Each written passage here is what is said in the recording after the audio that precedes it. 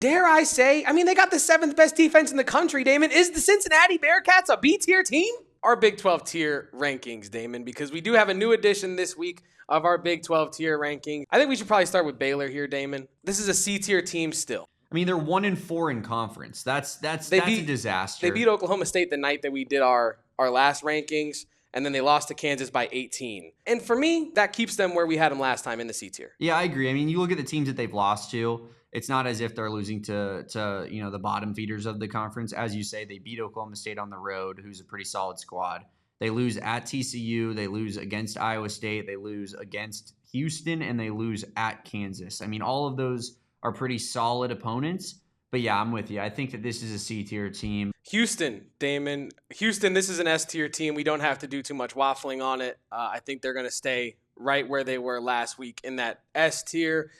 They defeat West Virginia since the last time that we spoke, and they also blew out and embarrassed Arizona State. I mean, I think that game was 30-5 at one point, Damon. Houston's playing great basketball. That's exactly what's happening. 103-73 final score. Unbelievable blow. And that's with ASU only losing that second half by 3 points. Yeah, man, unbelievable. Houston's playing great basketball. Kelvin Sampson's coaching his ass off yet again. They have an incredible roster. Chris Sinak, Kingston Flemings, their freshmen are performing. Houston, that is an S-tier school. BYU, Damon, dog, where are we going to put the BYU Cougars? Man, so I spoiler alert, I peeked at your rankings a little bit. Obviously, BYU takes an L at Texas Tech. You know, I this one's tough for me. Like, I honestly, like, I could see them being in both the top of A tier or the bottom of S tier. I really do believe in this BYU team. I think that they're really good. I think that Arizona could potentially be in trouble playing in Provo in particular with their offensive firepower. 2 losses on the season. First loss in conference play is at Texas Tech, which is a notoriously tough place to play. I kind of think it's an S tier team, but If you want to go A tier, I'm fine with it as well.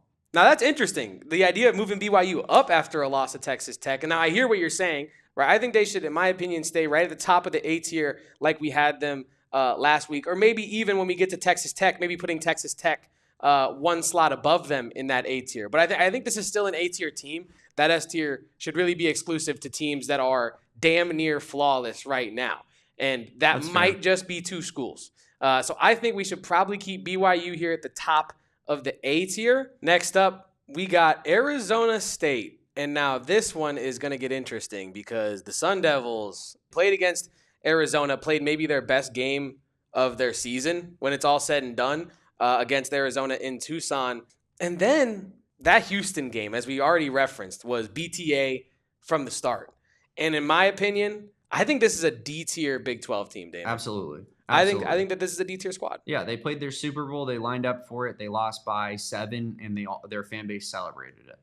Like, that's what we got out of ASU basketball this year. Congratulations. That's the most cheering you guys will do likely the rest of the season.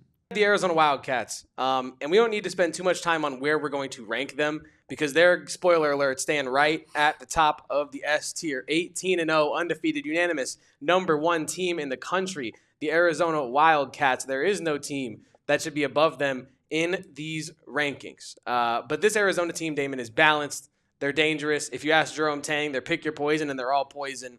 It feels like this is a very special roster that has been put together.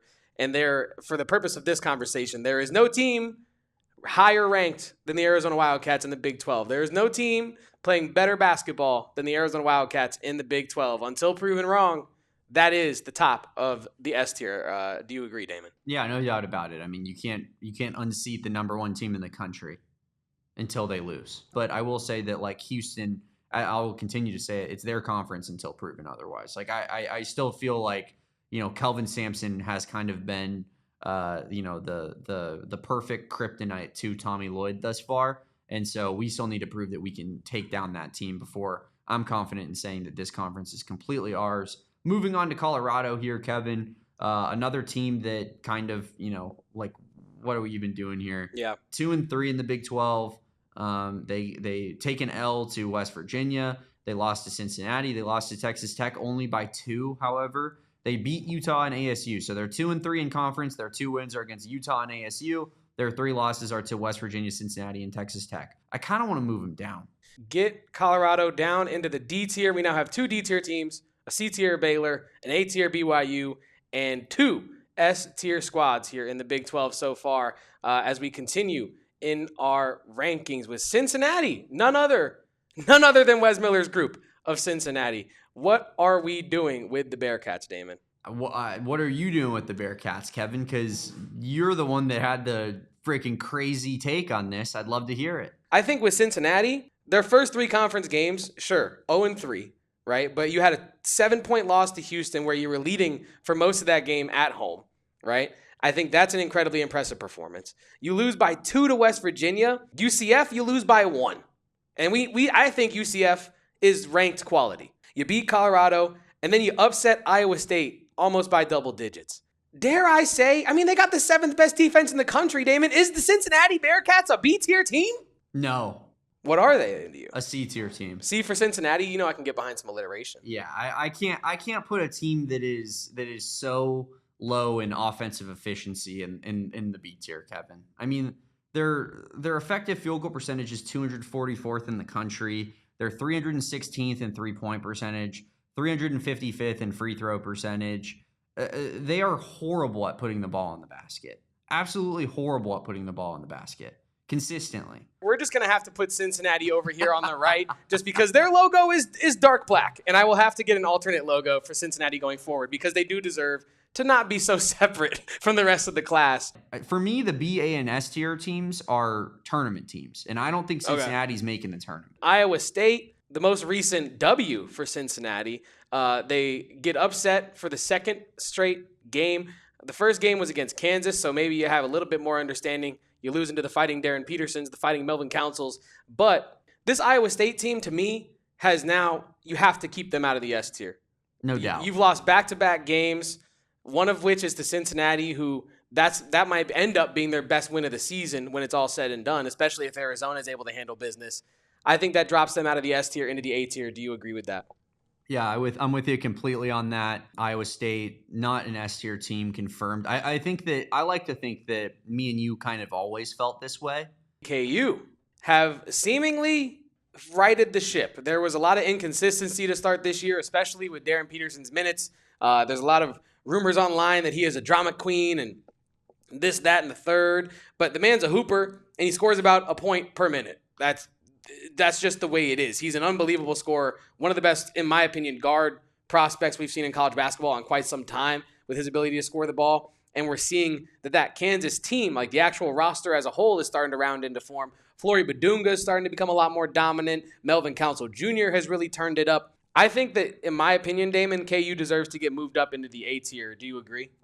Yeah, I do think so. I think that what we've seen from them recently, at least they're the type of team where their ceiling is at least in the A tier. So it makes you feel like, yeah, that's a team that could be reckoned with, right? Because their potential is so high, especially with Darren Peterson. If he's going to be playing the level he's been playing the last couple of games, they are a tough team to beat. So I agree with you. I think A tier is fair for Kansas. We have K-State. K-State, I feel like now this is a team that I was completely wrong, Damon. I thought that this team had some dogs. I thought that this team was going to do some barking, and this team has done a whole lot of nothing. This is a D-tier team. Yeah, I think so. I think if Colorado and ASU are, they have to be. Now we got Oklahoma State, feisty, good guards, a couple decent wings as well. You beat K-State by only 1. You lose to Baylor by a bunch. And that is what's happened recently since our last iteration of power rankings.